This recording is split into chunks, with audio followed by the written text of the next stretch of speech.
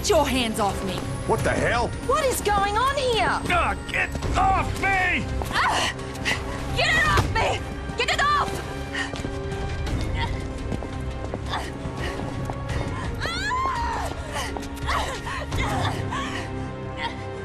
What's with the cuffs? Sorry, but I can't take any chances. My orders are to take you into custody and transport you to a secure quarantine area. And who the hell are you?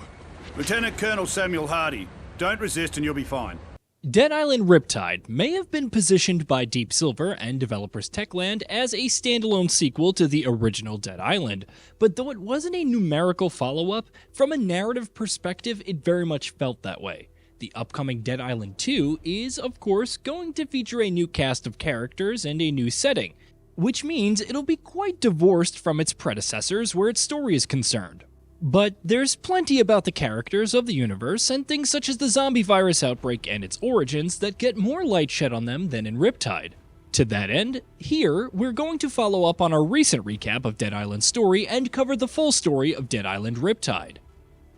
Dead Island Riptide picks up almost exactly where the original game ends. The four playable heroes, Sam B, Sean May, Logan Carter, and Perna Jackson are in the company of the international hacker terrorist known as Karen and Urema, an asymptomatic carrier of the disease and patient zero of the zombie outbreak.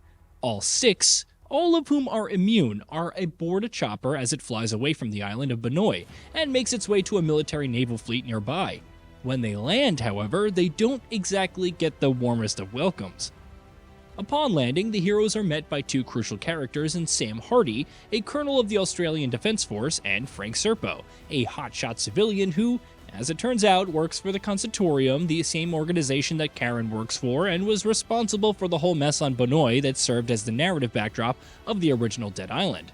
When they land, the four heroes are taken into custody, while Urema and Karen are taken away separately. In the ensuing chaos, in her struggles, Urema bites one of the soldiers. That, as you might imagine, soon leads to an eruption of chaos. The heroes are experimented on in their imprisonment, and soon pass out from having had sedatives administered to them. When they wake up, they find that all hell has broken loose. The ship, they realize, has been overrun by zombies, and in the chaos that follows, things only go from bad to worse. Serpo evacuates and flees aboard a helicopter, while Hardy attempts to steer the ship away from the rocks. He's only partly successful though, because the ship crashes on the nearby island of Palanai, which is also located in the Banoi archipelago, and the heroes lose consciousness.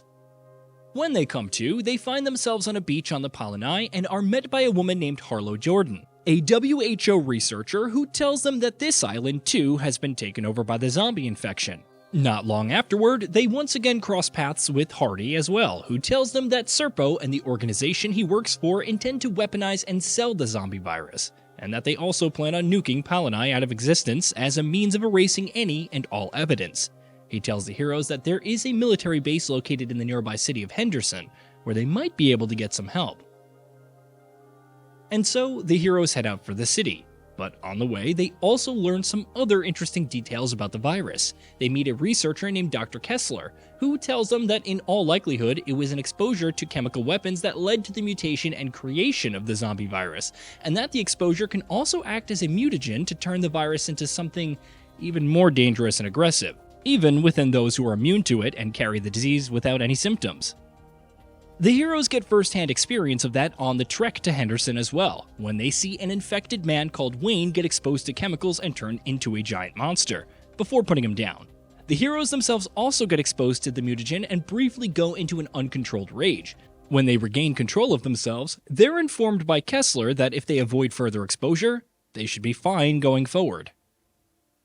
Soon afterward, they reach the city of Henderson, only to discover that the military base there has been overrun as well. Soon, however, they come into contact with Serpo, who tells them that Hardy has been lying to them about plenty of things, and that there is no nuclear strike planned to wipe out Palanai after all.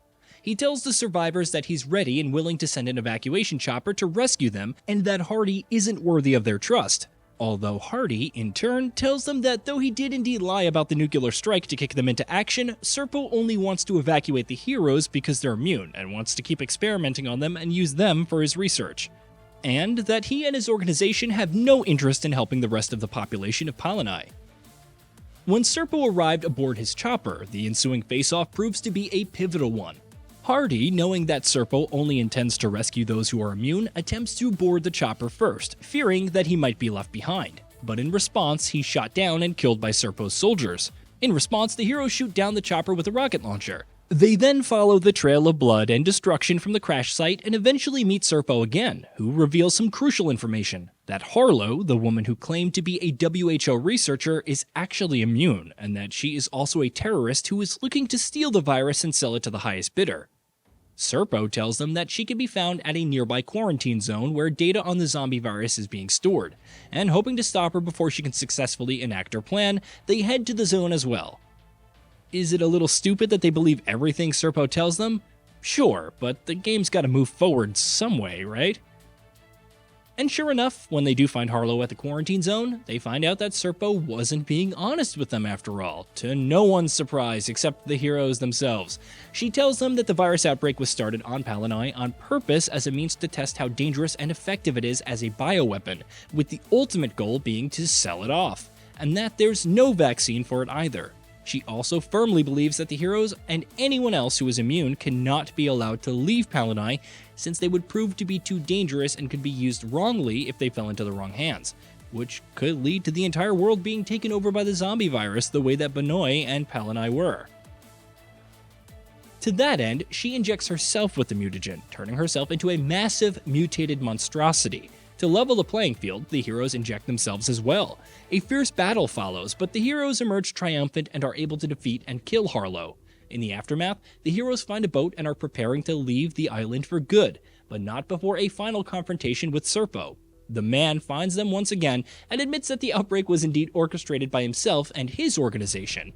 He pleads with the immune to come with him, telling him that he'll provide them with medical assistance and cure them of the effects of the mutagen. The heroes, however, decide against trusting him, at long last, and leave him behind. As they sail away from the island on a boat, Serpo is ripped to shreds by a pack of infected.